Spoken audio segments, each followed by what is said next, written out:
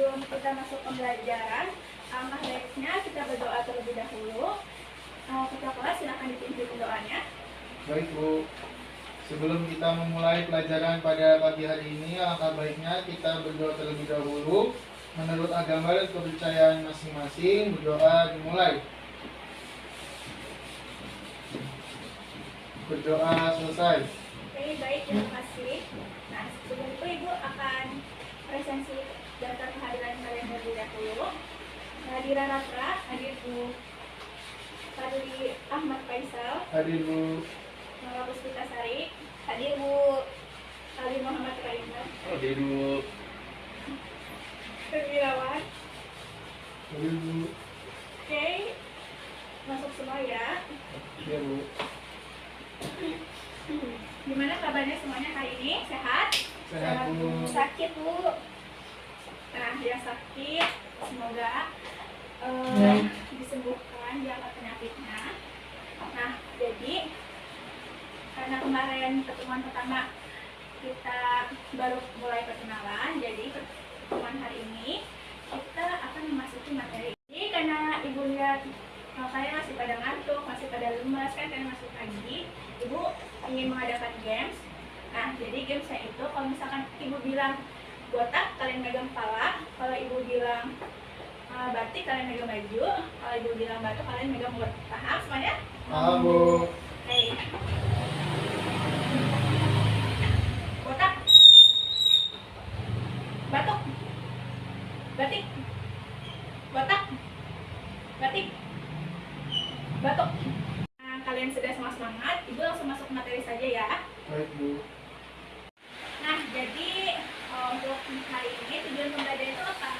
Jadi Ibu harap siswa itu mampu memahami konsep dasar etika dalam berbisnis. Siswa juga mampu mengidentifikasi prinsip-prinsip etika yang berlaku di dunia bisnis dan mampu juga menganalisis situasi yang mengandung nilai etis dan mempertimbangkan berbagai perspektif untuk mengambil keputusan yang tepat. Nah, siswa juga dapat memberikan contoh nyata dari setiap isu etika dalam berbisnis. Siswa juga dapat menguraikan analisis hasil dan pemahaman mereka tentang konsep etika bisnis di depan kelas dengan jelas dan terstruktur. Oke, selanjutnya. Oke, yang pertama itu jadi materi kita hari ini tuh tentang etika dalam bisnis. Nah, sebelum Ibu masuk materi, apakah kalian tahu etika itu apa? Ada Bu. Baik, betul. Ada lagi yang tahu? Sopan santun Bu. Ya, betul. Jadi, etika itu yang kalian katakan benar, sopan santun, adab. Nah, etika itu berasal dari bahasa Yunani kuno atau yaitu etos yang berarti kebiasaan, adat, atau karakter.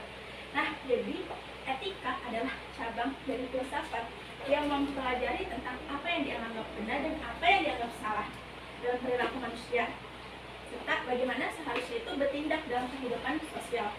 Nah, tapi dalam konteks umum, etika itu bukan sekedar tertulis saja, tapi melainkan pedoman moral yang bersumber dari nilai-nilai budaya, agama, dan norma sosial. Nah, yang berkembang di masyarakat. Etika ini juga membantu seseorang membedakan mana tindakan yang patut dan mana tindakan yang tidak patut. Oke, selanjutnya. Nah, jadi tadi penjelasan tentang etika. Nah, kalau apa itu etika bisnis? Kalau etika bisnis itu penerapan prinsip-prinsip moral dan standar etika dalam aktivitas dan praktik bisnis dalam kehidupan sehari-hari. Dalam pengertian yang lebih luasnya itu, etika bisnis itu mencakup seluruh perilaku perusahaan dalam hubungannya dengan konsumen, karyawan, investor, pesaing, serta masyarakat yang luas. Nah, etika bisnis itu menjawab pertanyaan apa yang seharusnya dilakukan oleh pelaku bisnis agar usahanya itu tidak hanya menguntungkan secara finansial saja, tetapi juga benar secara moral dan adil secara sosial. Oke, selanjutnya. Nah, di sini ada pentingnya etika dalam bisnis. Pentingnya etika dalam bisnis di sini ada 4. Yang pertama, meningkatkan reputasi perusahaan. di mana perusahaan yang menjalankan bisnis secara etis itu akan dikenal sebagai perusahaan yang dapat dipercaya. Nah, reputasi positif ini akan menarik lebih banyak konsumen, mitra bisnis, dan para investornya. Nah, ada yang tahu nggak contohnya itu seperti apa? Ya, silakan. Contohnya itu perusahaan yang dikenal jujur dan transparan akan lebih mudah mendapatkan loyalitas pasar. Nah, betul. Jadi, contohnya seperti itu. Yang kedua itu ada membangun kepercayaan stakeholder. Nah, stakeholder itu kayak seperti pelanggan, karyawan, pemegang saham, dan masyarakat luas yang cenderung lebih percaya pada perusahaan kita yang menjunjung tinggi etikanya. Nah, kepercayaan inilah adalah modal yang tidak berwujud yang sangat berharga itu bagi kelangsungan bisnis kita. Yang ketiga ada menghindari pelanggaran hukum dan sanksi. Nah, di mana banyakkan tindakan yang tidak etis ini pada akhirnya melanggar hukum seperti penipuan laporan keuangan, penyuapan, atau pelanggaran HAM di tempat kerja kita. Nah, dengan beretika, perusahaan ini meminimalisir risiko hukum, denda, dan kerugiannya. Yang keempat dan terakhir itu ada meningkatkan loyalitas karyawan. Nah, karyawan ini cenderung betah dan bekerja di perusahaan yang menghargai etika kita, seperti keadilan, penghargaan terhadap hak-hak pekerja, dan keterbukaan. Nah, lingkungan kerja yang etis itu juga mendorong produktivitas dan semangat kerja. Oke, selanjutnya, nah, ini ada prinsip-prinsip dari etika dalam bisnis. Yang pertama ada kejujuran. Nah, kejujuran itu menyampaikan informasi yang benar kepada semua pihak. Yang kedua ada keadilan. Nah, keadilan itu memberikan pengakuan yang adil pada semua pihak yang ada di perusahaan. Yang ketiga ada integritas. Integritas itu konsisten dalam menjunjung nilai moral. Yang keempat ada tanggung jawab sosial. Nah, tanggung jawab sosial ini memperhatikan dampak terhadap masyarakat dan lingkungan. Yang kelima ada transparansi, di mana perusahaan itu melakukan keterbukaan dalam kebijakan dan keputusan. Yang terakhir ada komitmen terhadap kualitas, di mana menyediakan produk dan layanan yang terbaik yang ada di perusahaan itu. Oke, slide selanjutnya. Nah, di sini ada definisi dilema etika dalam bisnis. Nah, dilema etika dalam bisnis itu adalah suatu situasi di mana seorang atau perusahaan ini dihadapkan pada dua atau lebih pilihan yang semuanya itu memiliki konsekuensi yang moral dan tidak ada satu pun yang sepenuhnya benar ataupun sepenuhnya salah. Artinya itu kayak setiap pilihannya itu mengandung resiko terhadap nilai-nilai etis yang tertentu. Nah, biasanya itu situasi seperti ini sering terjadi di dalam dunia bisnis, di mana pelaku usaha harus mempertimbangkan keuntungan hukum, loyalitas, integritas, dan dampak sosial dalam satu waktu yang sama. Ada yang tahu tidak contoh dari dilema etis itu seperti apa?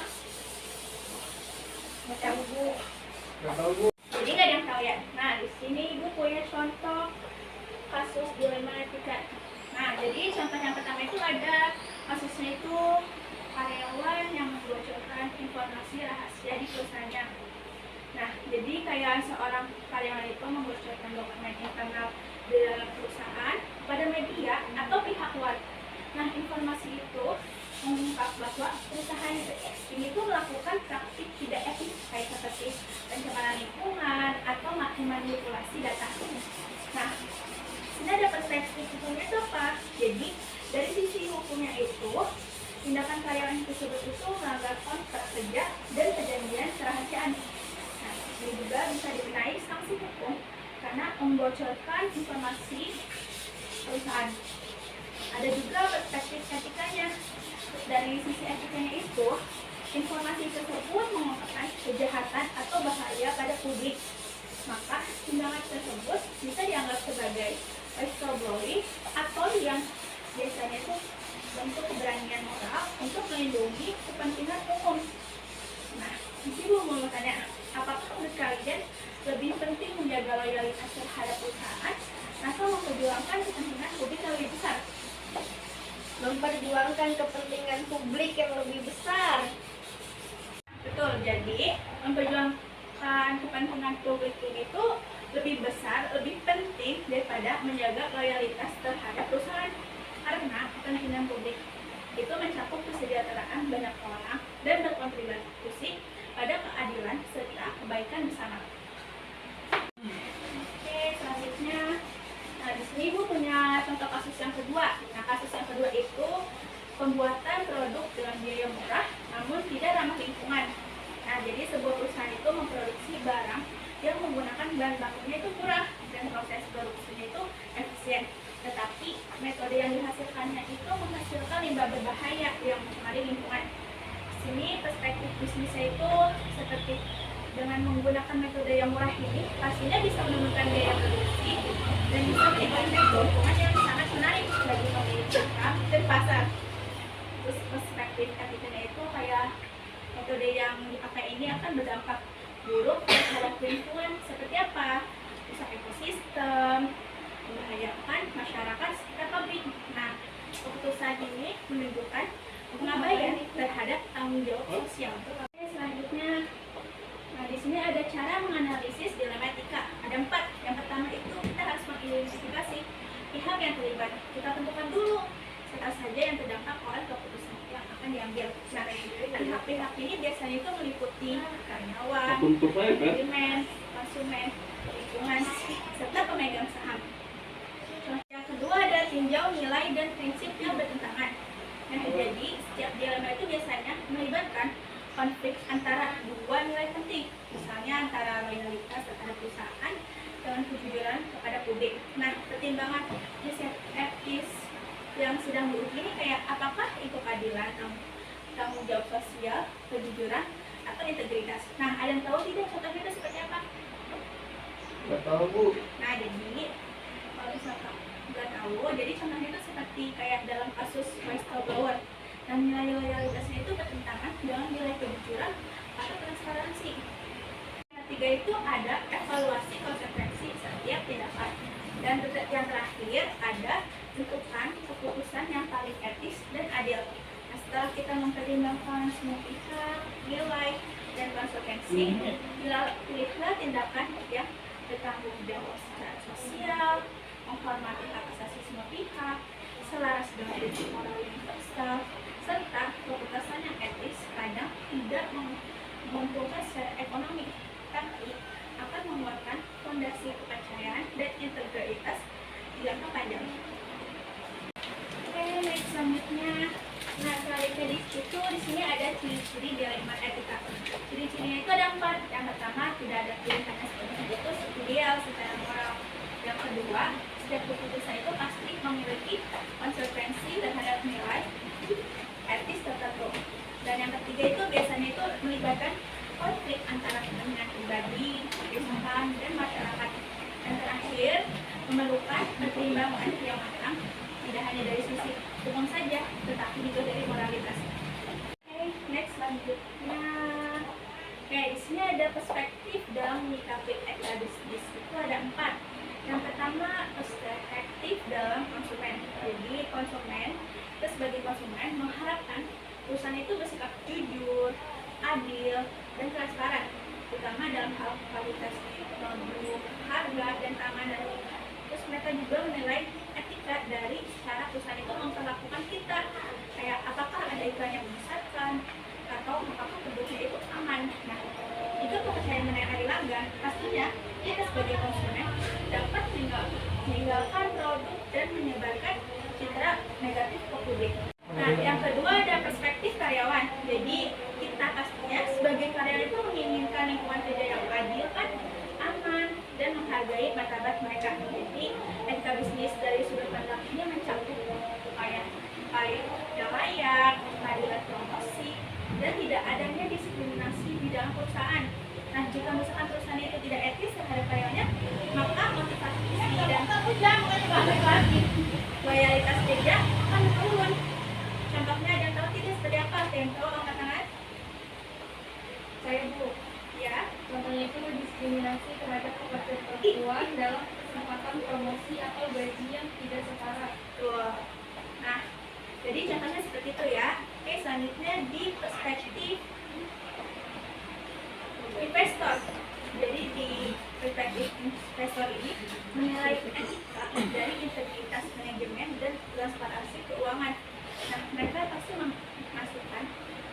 bahwa perusahaan itu dijalankan secara etis agar resiko reputasi dan hukum itu tidak merugikan bagi investasi kita.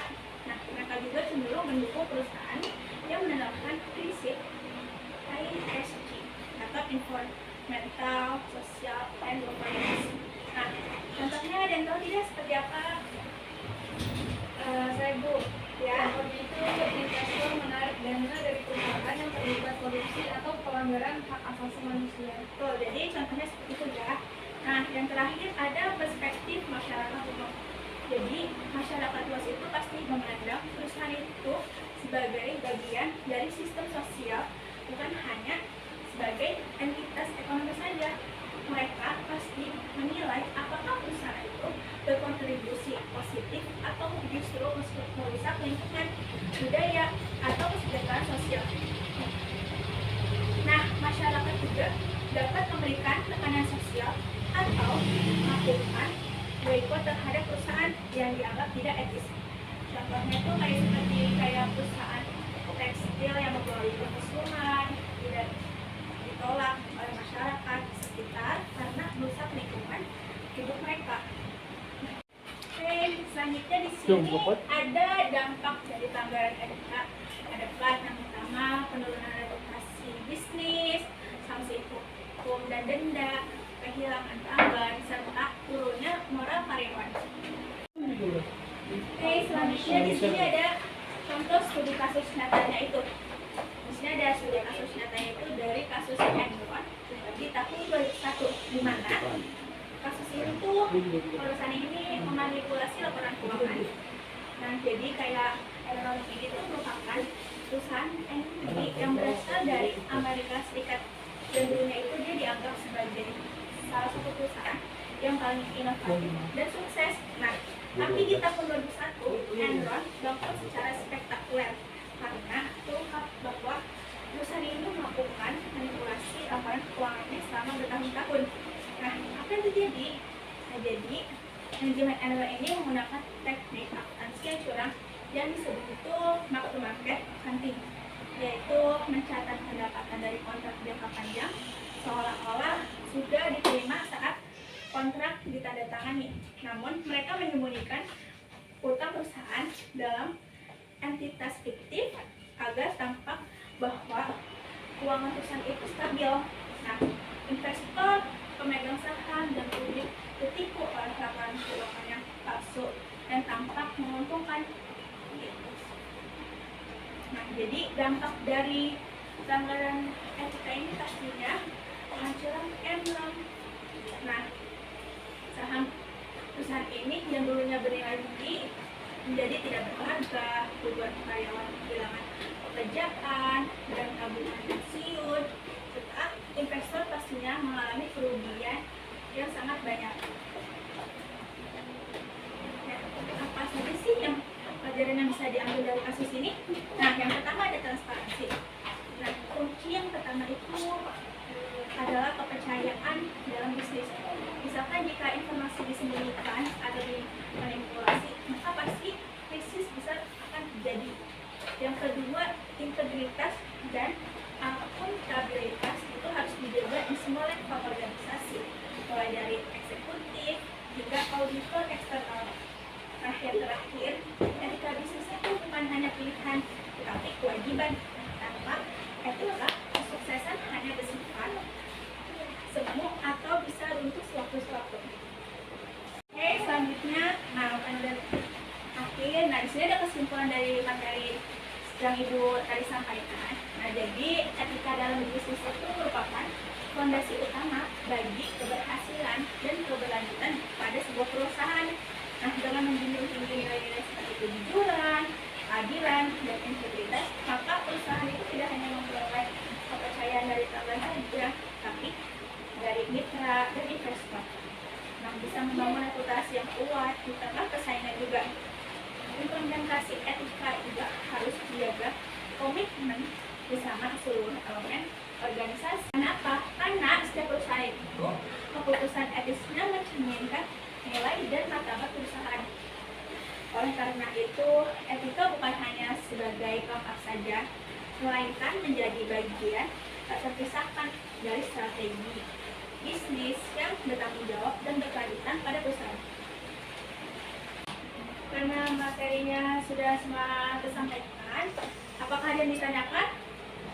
Gak ada, Bu. Tidak ada, Bu. Tidak ada yang ditanyakan, Ibu akan bagi tugas kepada kalian. Kalian kerjakan, kalau waktunya cukup, kita bahas dan kalian presentasikan hasil kajian kalian. Jika tidak cukup, kita bahas minggu depan. Lalu presentasinya minggu depan juga. Oke, Ibu bagikan ya. Masih dulu. Oke, Ibu tunggu waktunya 1 jam. Jika misalkan sudah, langsung dikumpulkan ya. Oke, karena banyak yang belum, semuanya tugasnya Ibu jadikan kerjaan rumah saja. Minggu depan kalian langsung presentasikan hasil diskusi kalian. Ibu ingin 2 kelompok saja yang presentasikan. Oke, mari kita ucapkan alhamdulillah. Alhamdulillahirabbil alamin. Oke, kalau begitu terima kasih, sampai ketemu minggu depan di pertemuan selanjutnya, di materi selanjutnya. Apabila kita wal hidayah. Assalamualaikum warahmatullahi wabarakatuh. Assalamualaikum. Waalaikumsalam warahmatullahi wabarakatuh. Makasih, Bu.